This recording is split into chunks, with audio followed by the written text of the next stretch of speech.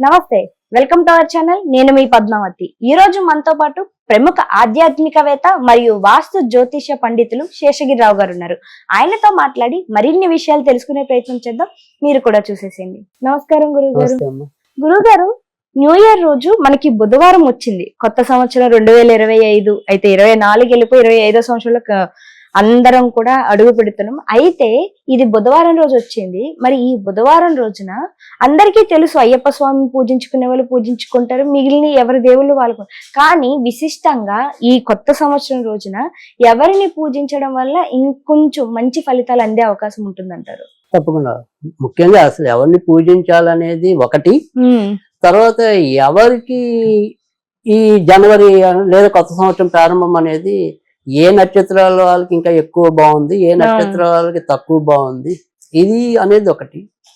తర్వాత మూడోది వచ్చేప్పటికి ఏంటంటే, ఎవరైనా సరే ఈ సంవత్సరం ఇప్పుడు మీరు చెప్పినట్టు ఏ పూజ అంటే, ఇప్పుడు సరే మీరు చెప్పినట్టు అయ్యప్ప అనేది ఒకటి, కానీ ఇక్కడ బుధవారం నాడు ఉత్తరాషాఢ రవి నక్షత్రంతో వచ్చింది. ఓకే. సో రవి నక్షత్రంతో వచ్చింది కాబట్టి అసలు మామూలుగా కూడా బుధవారం నాడు రాముల వారిని పూజించడం అనేది జరుగుతుంది. కానీ ఈసారి తప్పనిసరి.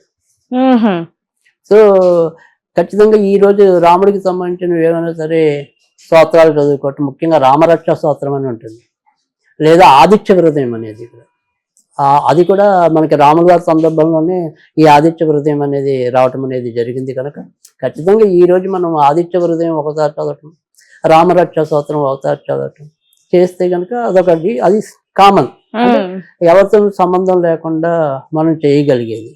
తర్వాత రెండోది ఏంటంటే, కొంతవరకు ఈ జనవరి ఈసారి బుధవారంతో ప్రారంభం అవుతుంది కనుక బుద్ధి బలంతో పనిచేసే వాళ్ళు, అంటే శారీరకంగా పనిచేసే వాళ్ళకి కాకుండా మనం ఏదైనా సరే ఇప్పుడు కూర్చుని ఏదైనా ఒక మనసు బుర్రతో పెట్టి చేయాల్సిన పనులు ఏవైతే ఉంటాయో, అంటే అకౌంటెంట్లు అనుకోండి, లాయర్లు అనుకోండి, ఇలా ఏదైనా సరే శారీరక శ్రమతో, అంటే యంత్రాలు నడిపే వాళ్ళు అలాంటి వాళ్ళు కాకుండా, అంటే శారీరక శ్రమతో చేసే వాళ్ళ కన్నా కూడా బుద్ధి బలంతో చేసే వాళ్ళకి ఈ ఏడాది ఎక్కువ బాగుంటుంది. ఓకే. సో అలాంటి వృత్తులు నిర్వహిస్తున్న వాళ్ళకి కొంతవరకు ఈ అభివృద్ధి ఆశాజనకంగా ఉండటం అనేది కూడా ఉంటుంది. ఈ శారీరకంగా అంటే యంత్రాలతోనూ పనిముట్లతోనూ ఇలా కూలీనాలి చేసేవాళ్ళు, ఇలా శారీరక శ్రమ. సో ఆ శారీరక శ్రమ పడే వాళ్ళకి పాపం అభివృద్ధి కొద్దిగా స్లోగానే ఉంటుంది ఈ నెల, ముఖ్యంగా ఈ సంవత్సరం వాళ్ళకి కొద్దిగా బాగుంటుంది. బుధవారం కలిసి రావటం, పైగా ఉత్తరాషాఢ కాబట్టి అది ఏమంటాం కొద్దిగా స్పార్క్నెస్, అంటే కొద్దిగా తొందరగా చొచ్చుకుపోవటం అనేది, వేగం అనేది, తేజస్ అనేది ఉంటుంది. అయితే ఇప్పుడు మనకి ఏంటంటే, ఇది ఉత్తరాషాఢ నక్షత్రంతో ప్రారంభమవుతుంది కాబట్టి ఒక 6 నక్షత్రాల వాళ్ళకి కొంత ఎక్కువ జాగ్రత్త ఉండాలి, ఒక 6 నక్షత్రాల వాళ్ళకి ఇంకా ఎక్కువ బాగుంటుంది. సో ఈ 6 నక్షత్రాల్లో ఏంటంటే కనుక స్వాతి, ఆరుద్ర, శతభిషం, తర్వాత మన పుష్యమి, అనురాధ, ఉత్తరాభాద్ర, అంటే 3 రాహు నక్షత్రాలు ఉంటాయి, 3 శని నక్షత్రాలు ఉంటాయి. ఈ 6 నక్షత్రాల వాళ్ళకి కొంత ఇబ్బందులు ఉంటాయి. ఓకే, ఈ సంవత్సరం అంతా కూడా. సో కొద్దిగా అనారోగ్యాలు, తర్వాత వృత్తి ఉద్యోగాల్లో ఒకసారి ఆకస్మిక మార్పులు, తర్వాత వచ్చేప్పటికి ఇంట్లో భార్యాభర్తల మధ్యలో కొద్దిగా విభేదాలు, ఈ 6 నక్షత్రాల వాళ్ళకి మాత్రం ఏవో రకమైన గందరగోళ పరిస్థితులు అనేవి ఉంటాయి. కనుక ఈ 6 నక్షత్రాల వాళ్ళు ఈ ఏడాది ఏం చేయాలని ఒకసారి చెప్తాను, అసలు అందరూ చేసుకునేదే చెప్తాను. ఈ 6 నక్షత్రాలకి తప్పనిసరి. ఓకే. అందరూ అలాగే ప్రతి ఒక్కరికి చేసుకునేది ఎలాగో మనం ఒకటి చెప్తాము, కానీ మిగతా వాళ్ళు సంగతి ఎలా ఉన్నా ఖచ్చితంగా ఈ 6 నక్షత్రాల వాళ్ళకి అయితే కనుక ఇంకొద్దిగా అవసరం. ఓకే. సో 6 నక్షత్రం మళ్ళీ ఇంకొకసారి ఓకే, ఆరుద్ర అనేది, స్వాతి అనేది ఒకటి, శతభిషం అనేది, తర్వాత పుష్యమి నక్షత్రం, అనురాధ నక్షత్రం, ఉత్తరభద్ర నక్షత్రం. కానీ ఇదే సంవత్సరం ఒక 6 నక్షత్రాల వాళ్ళకి చాలా బాగుంటుంది అని చెప్పిన. అవును, మొదట్లో చెప్పుకున్నాం. రైట్. కనుక అది ఏ నక్షత్రాల వాళ్ళకి బాగుంటుంది అంటే కనుక అది పునర్వసు నక్షత్రం వాళ్ళకి బాగుంటుంది. ఓకే. తర్వాత విశాఖ నక్షత్రం వాళ్ళకి బాగుంటుంది, పూర్వభద్ర నక్షత్రం వాళ్ళకి బాగుంటుంది.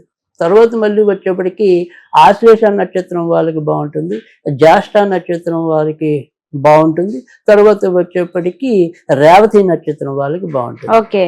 సో ఆశ్లేష, జ్యేష్ఠ, రేవతి, విశాఖ మరియు పూర్వభద్ర, పునర్వసు ఈ 6గురికి ఏమో ఎక్కువ బాగుంటుంది, ఓకే, వాళ్ళకి తక్కువ బాగుంటుంది. మొదటి చెప్పిన 6 నక్షత్రాలకి తక్కువ తక్కువగా ఉంటుంది. ఇంకా మిగతా నక్షత్రాలకి సమానంగా ఉంటాయి, మిశ్రమంగా. కానీ ఎక్కువ మంచి ఎక్కువ చెడు ఇవి.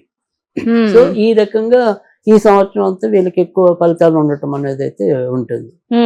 కానీ ఇక్కడ మనం సరే బాగుండకపోయినా కొత్త సంవత్సరంలో మనం ఏం చేయాలి అనేది ప్రతి ఒక్కరికి ఉంటుంది. అంటే ఎప్పటికప్పుడు మనం ఏదో వాటిని అమలు చేస్తామా అమలు చేయవా అనేది పక్కన పెడితే ప్రతి ఒక్కరు కొన్ని తీర్మానాలు అయితే చేసుకుంటారు. రేపంటే నేను తెల్లారేలా కొందరు అనుకుంటారు, రేపంటే నేను 8ంటికి అన్నం తినేసి మిగతా పనులు చేసుకోవాలి. ఇలా ఒక్కొక్కరు ఒక్కొక్క రకమైన టార్గెట్లు పెట్టుకుంటాం. మొదట ఒక 4-5 రోజులు ఉత్సాహంగా చేసేస్తాం, కానీ తర్వాత మళ్ళీ వాటిని ఏదో రకంగా అశ్రద్ధ చేస్తూ ఉంటాం. సో కానీ సరే ఎవరు ఏం చేసుకుంటారు అనేది పక్కన పెడితే ఇక్కడ మనం ఉన్నంతలో చేయడానికి, అంటే నాకు 5 నిమిషాలే కుదిరితే 5 నిమిషాల్లోనే మనం చెప్పే రెమెడీస్ అన్ని అయిపోతాయి జనరల్ గా. సో గంటల పాటు దేవుడి దగ్గర ఉండేవి మనం ఎలాగో చెప్పట్లే. సో కానీ మనం ఇక్కడ అందిస్తున్న సూత్రం ఏంటి అంటే గనక ఈ సంవత్సరం మనకి కావాల్సింది ఒకటి గుర్తుంచుకోండి. ఫస్ట్ ఆదిత్యం చెప్పాం, అంటే సూర్య ఆరాధన, రామారాధన. ఓకే, రాముడికి సంబంధించిన ఆరాధన, సూర్యుడికి సంబంధించిన ఆరాధన ఎక్కువ అవసరం. ఓకే, అవి మీరు చేసుకోండి. ఈ సంవత్సరం మీకు కుదిరితే వీటికి సంబంధించిన పూజలు చేసుకుంటూ ఉండండి. అప్పుడు ఈ సంవత్సరం మీకు మరింత మెరుగుంటుంది. ఓకే, కానీ అలా పూజలతో సంబంధం లేకుండా మనం చాలా తేలికైనది ఇంకో పద్ధతి ఎలాగో చెప్తున్నాం కదా.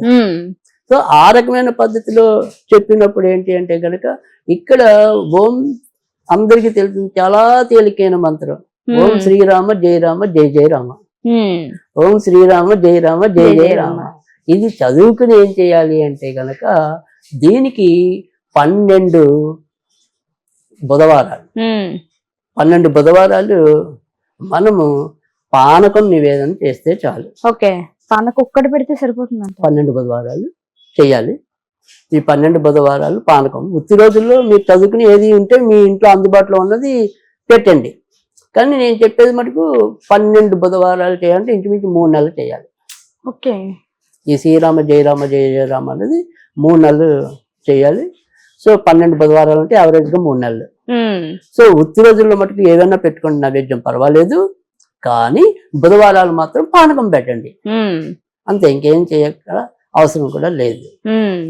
అయితే ఒకవేళ మనం ఎప్పటిలాగానే ఏదైనా సరే ఈ సంవత్సరం బాగుండడానికి ఏదైనా స్విచ్ వర్డ్, అలా స్విచ్ వర్డ్ గా మనం కనుక చూసినప్పుడు ఈ నెల మనం చేయాల్సింది ఏంటి అంటే గనక చాలా తేలికైనది.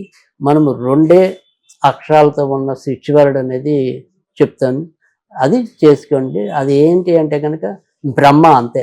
బ్రహ్మ. ఓకే, బ్రహ్మ బ్రహ్మ బ్రహ్మ అనుకోవటమే. సో దీనివల్ల ఏంటంటే మనం ముఖ్యంగా ఈ క్రియేటివిటీ, అంటే మనం ఏదైనా సరే వర్క్ లో ఒక స్పెషల్ ఐడెంటిఫికేషన్, సృజనాత్మక అనేది కోరుకున్న వాళ్ళకి మరింత బాగా కూడా ఉపయోగపడటం అనేది ఉంటుంది. కనుక ఓం అవసరం లేదు, బ్రహ్మ బ్రహ్మ బ్రహ్మ అంటే చాలు, అది వాళ్ళకి పనికొచ్చే స్విచ్ వర్డ్. నిజంగా చాలా చక్కగా చెప్పారు గురువు గారు. కొత్త సంవత్సరంతో ఒక కొత్త స్విచ్ వర్డ్ కూడా అందరికీ. కొత్త సంవత్సరంతో ఏదైనా చెయ్యాలి అని అనుకున్న వాళ్ళు అనుకుంటారు, ఈ రోజు నుంచి నేను ఎలాగైనా ఇదే పాటిస్తానని అనేసి, కానీ అప్పుడప్పుడు తప్పిదాలు చేస్తుంటారు. కానీ మిగిలిపోయిన కోరికలు కూడా ఖచ్చితంగా తీరుతాయి. నేను కూడా మనస్ఫూర్తిగా కోరుకుంటున్నాను. ధన్యవాదాలు.